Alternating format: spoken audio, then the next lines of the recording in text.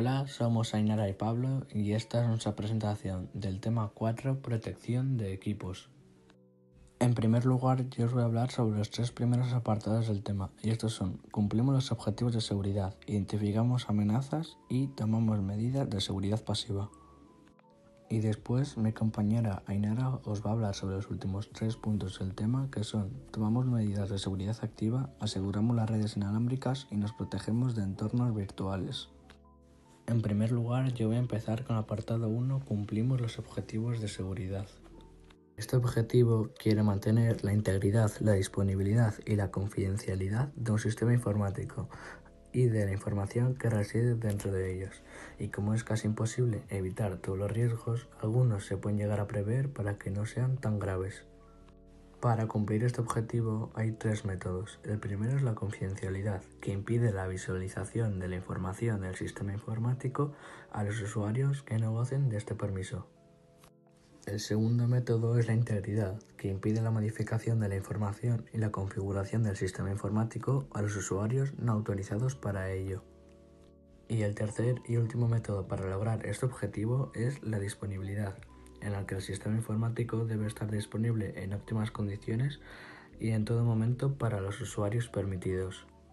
Tras acabar el apartado 1, empezamos con el apartado 2, identificamos amenazas. La conexión de red de un equipo informático ofrece muchas ventajas, pero también implica una serie de amenazas. Además de los potenciales peligros más o menos accidentales debidos a errores humanos, nuestro equipo informático está sometido a auténticos ataques intencionados desde el exterior. Todos estos son denominados malware. Hay un total de 4 tipos de malware distintos. El primer malware es el oculto, en el que se introduce en el equipo informático disfrazado para no ser detectado.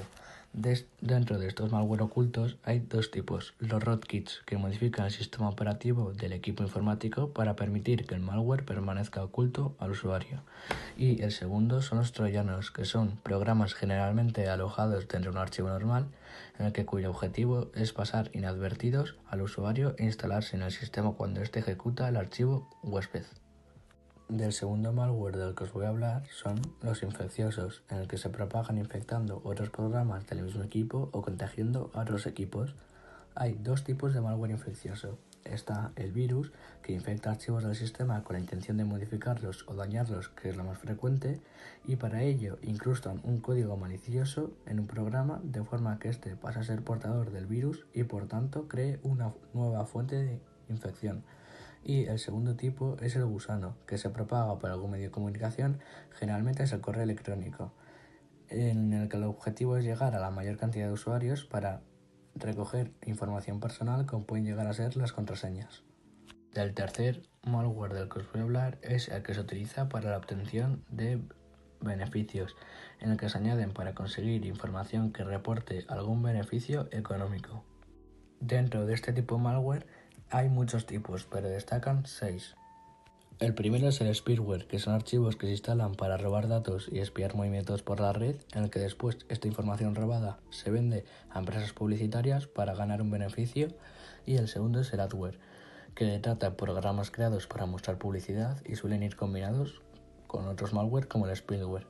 Es decir, estos dos suelen ir enlazados, ya que ambos quieren buscar un beneficio común a través de información que no es suya.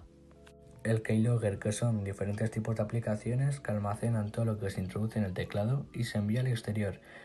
En estos hay muchos troyanos que se utilizan para robar contraseñas e información del equipo que ya están instaladas.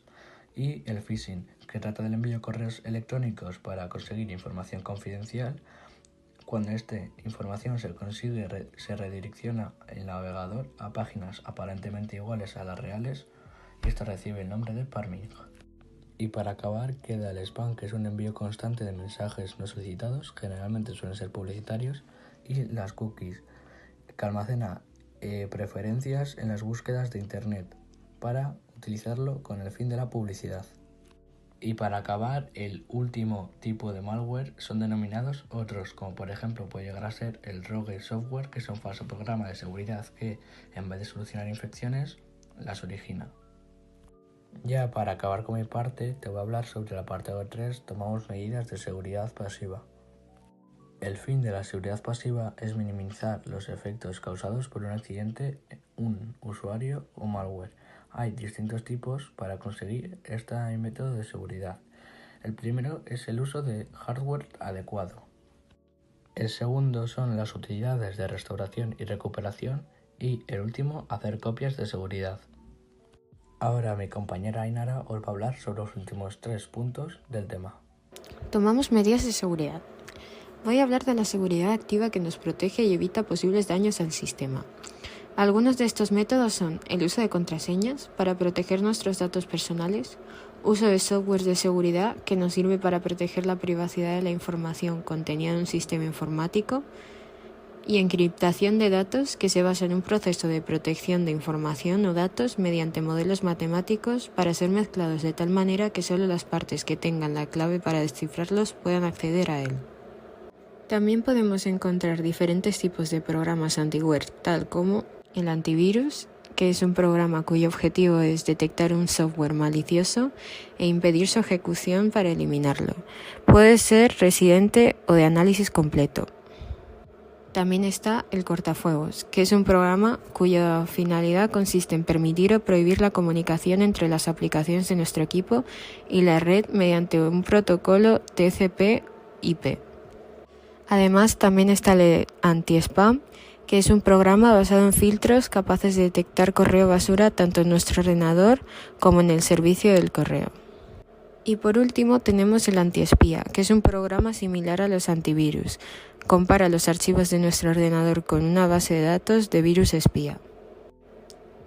Aseguramos las redes inalámbricas. Para asegurar las redes inalámbricas podemos tomar medidas que incrementan el nivel de seguridad, tal como WEP o WPA. Se trata de 2 posibilidades de encriptar los datos que circulan por la Wi-Fi. Luego también está el MAC, que filtra las direcciones MAC para que solo puedan acceder las personas que deseas. También podemos encontrar el SSID, que es el nombre que identifica la red. Para más seguridad puedes cambiarlo en el router y evita difundirlo. Luego está el DHCP/IP, que desactiva la asignación dinámica de direcciones IP y obliga a usar unas IP determinadas para complicar el acceso a extraños. Y por último está el usuario y la contraseña, que para tener más seguridad cambia las claves para evitar que entren en la configuración del router. Protección en entornos virtuales. En general, utilizar entornos virtuales presenta mejoras en los aspectos de seguridad relacionados con la disponibilidad de los sistemas informáticos, pero no tanto con la confidencialidad e integridad de los datos. Gracias a esto podemos sacar una serie de pros y contras. En las ventajas está que un ataque de seguridad suele afectar únicamente a la máquina virtual atacada. También que al tener menos sistemas se reduce la falta de disponibilidad por fallos del hardware y la recuperación es más rápida, además de los tiempos de parada son menores. También la realización de copias de seguridad de forma automática y programada. Y realiza pruebas con menor riesgo. Luego, en las desventajas están que los fallos en la identidad del administrador afectan a todo el sistema, hay riesgo de fuga de datos, hay mayor facilidad de propagación del malware en caso de falta de aislamiento entre máquinas virtuales y hay que adoptar medidas específicas de seguridad que no sirven solo las medidas tradicionales de sistemas no virtualizados.